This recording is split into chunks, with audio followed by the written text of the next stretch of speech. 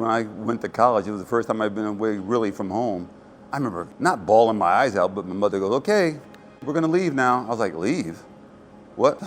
Oh, it was hard. And I remember just being there and didn't know anybody except the coach who recruited me. My only thing that I had was, I'm gonna go work out. I'm gonna go train a little bit. So when I got to the weight room, I had nothing really else to do.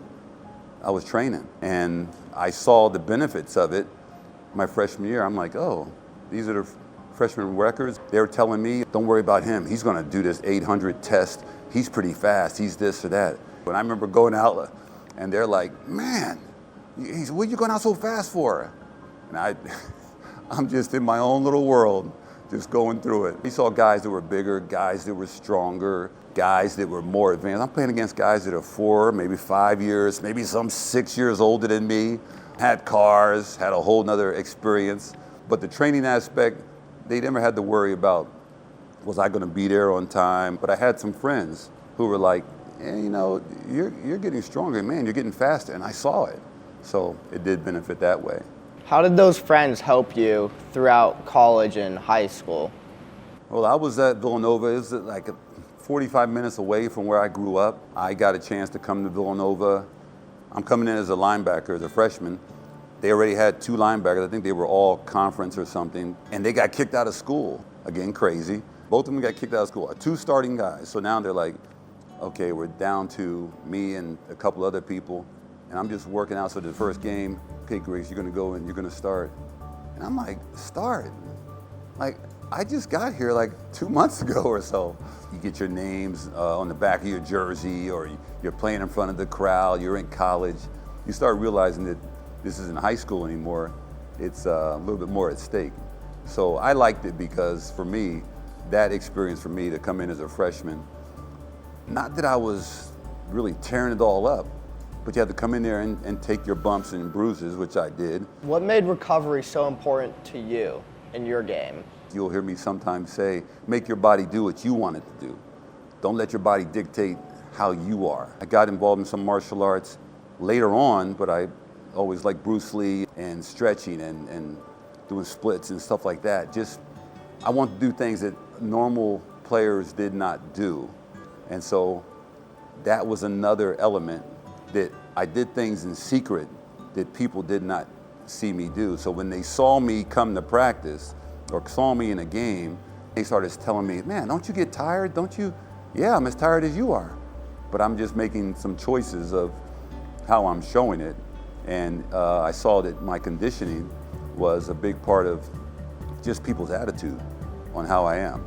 The desire, the dedication, the discipline. And the big thing for me a lot of times, even in high school, even more so in college, was right now.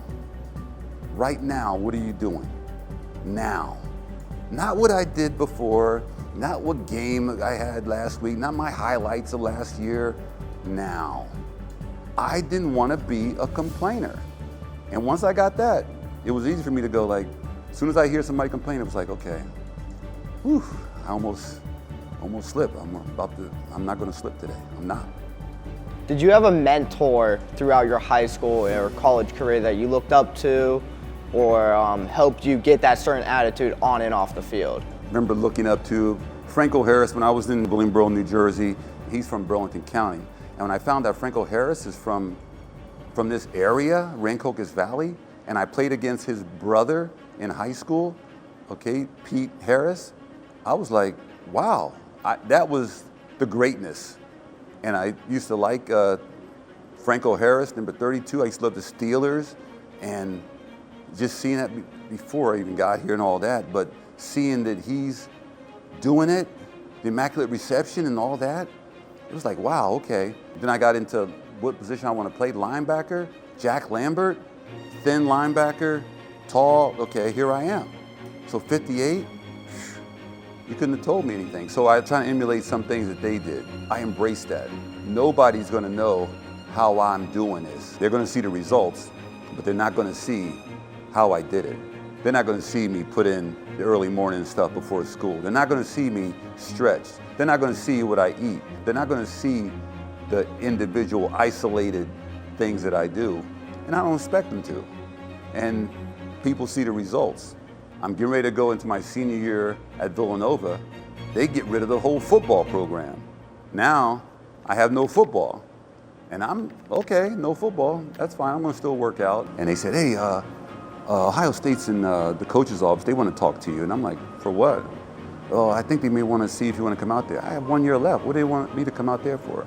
So Nick Saban came, and he's a defensive back coach there at Ohio State. I didn't know who Nick Saban was, and everybody knows him now, but nobody knew who Nick Saban was. And he came to Villanova, he's sitting there. I remember looking at the Ohio State ring on his hand. I was like, man, this guy is from Ohio State. Okay, Anthony, we'd like to have you come out and take a visit. Imagine, I'm coming from Villanova. They dropped the football program because they didn't have enough money to put into the program. So you know they didn't have enough money to put into their weights and the facilities. I go to Ohio State on a visit. As soon as I get to their facilities, I'm coming here. This is where I've got to, this is where guys play football? All these football fields are yours? 4 grass fields, 2 big turf fields, stadium, crowd, it's crazy. So I went out there for 1 year and played out there, but I didn't start out there. I didn't start until like the last 2 games of the season. Somebody got hurt. Again, they don't know me. Here I go into another situation. They don't know who I am. They don't know what I can do. They don't know how I train. They don't know anything. I see it again. I see those things always playing out in my life. I'm in a meeting at Ohio State. The first meeting with the team, the whole team is there. The coaches are there. Earl Bruce, this is back in the 80s. And he's saying, okay, guys, we're going to do this season. We're going to get ready. I want everybody on the field at such and such. And before that, he goes, oh, one more thing, guys, before you leave the room. We have a guy here who made our All-American strength conditioning team. And I'm like, okay, because the strength coach offered it. He said, I'm going to probably put your name in there for a strength All-American. I didn't even know what it was. What is it? Oh, it's just a team that they get all the college. I'm like, okay, whatever. And Earl Bruce goes, that guy is Anthony Griggs. Now, the team never even know who I am. They have no idea who I am. He goes, Anthony Griggs. They're like, he goes, that's Anthony Griggs. He's a transfer from Villanova. And I'm just like in the corner. Hi. Okay. So he goes introducing me. That's my introduction to Ohio State. Now, I'm not playing. They just go, congratulations, make some friends, da-da-da. Now, Nick Saban got me out there. I didn't see him. I saw him out there coaching. And I could hear him all the time on the field just coaching. He was intense. And he was just always expecting guys to just be on time, have a purpose, and have desire for playing this sport. He didn't want anybody out there who didn't want to be out there. And he would question you about it.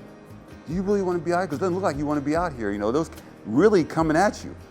And I remember just looking at him like, I don't want that. Okay, I'm a senior, but they don't know me. I don't want him to be coming at me, and he'd come at anybody. But mostly he was a D-back coach. But his intensity was the same. As you see him now with Alabama, seeing his legacy at Alabama and LSU. So now the season's over. I'm not a big recruit. You don't get big recruit at Ohio State if you just play the last 2 games of the season when somebody gets hurt and you go in. But that whole story of how I got to the NFL is something too, because it doesn't go through draft day. It didn't go through the normal realm of protocol or going to a combine. And no, I didn't go to no combine. I didn't have people come to me. I didn't go to really a draft day. I didn't go to no pro day. So how did you get there? Okay, again, the now, just taking care of that now. So season's over. I'm enjoying myself because I don't have no spring ball. And it's over, and football's over for me. I had done my college. I'm good. I'm walking across campus in the spring. I don't have no spring ball. I'm okay. One of my guys, my friends who is still on the team, he was a junior, and he's asking me, he says, hey, you know they're having a pro day over at the field house for seniors. I'm like, what is a pro day? He goes, that's when they're going to have the pro scouts come over and run guys. So if they get good times or good workouts, they get a chance to get drafted. I'm like, oh. He goes, you ought to go over there and just run for them, see what it's like. I said, I got time. I got class in like 2 hours. He goes, you got time. Just go over there. I go get my grays on. I go over to the field house. I open the door. I see one of the coaches. I go, hey. He goes, hey, what's up, Anthony? What are you doing here? AG, what are you doing? I haven't seen you in like 2 months. I go, I came over because he said it was a pro day over here, and they said the seniors can come over and run and see how they can do. He goes, oh yeah, they are going to have our pro day, but it's an invitation only. It's only for like All-Americans, and they're warming up over there and stuff, and they're over there warming up their nice, colorful stuff, and I'm just there in my gray shirt, my gray, shorts, and I go, okay, I'll just watch. I'm good. Football, I just come over to see if I can do it. Okay, so time goes on, 5 minutes, another coach comes over talking to the first coach. Hey, we're about to get started. To the first coach, and he sees me and goes, hey, AG, what's AG doing over here? And the first coach goes, oh, he came over because he thought he'd be able to run, but I had to tell him that he can only watch because it's just for our All-Americans. And the second coach goes, yeah, sorry about that. And so then the second coach leaves and he goes, oh, you know what? You're here. You want to run? I said, nah, I'm good. I'm good. He goes, you sure? I'm just as much as I'm saying it right now. No, I'm good. I'm okay. He goes, okay. He walks away.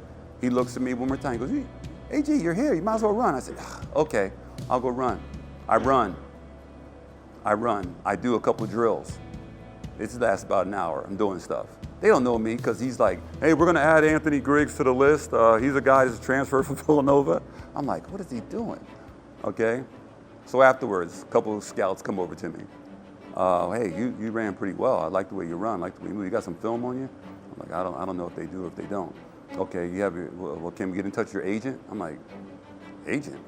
I'm no agent. I got class in like an hour. I got to get out of here, So, make a long story short, draft day comes, and I'm coming back from class because I'm living in the dorm. I'm the only senior living in the dorm. Everybody else got like condos, apartments, got cars. I don't have any of that. I'm okay. And then my roommate, who was an entomologist, studied bugs, and he had posted the bugs on the wall. He said, hey, Anthony, Dick Vermeil or Dick Beamel, I can't think of his name, he called here and said that he wanted to talk to you.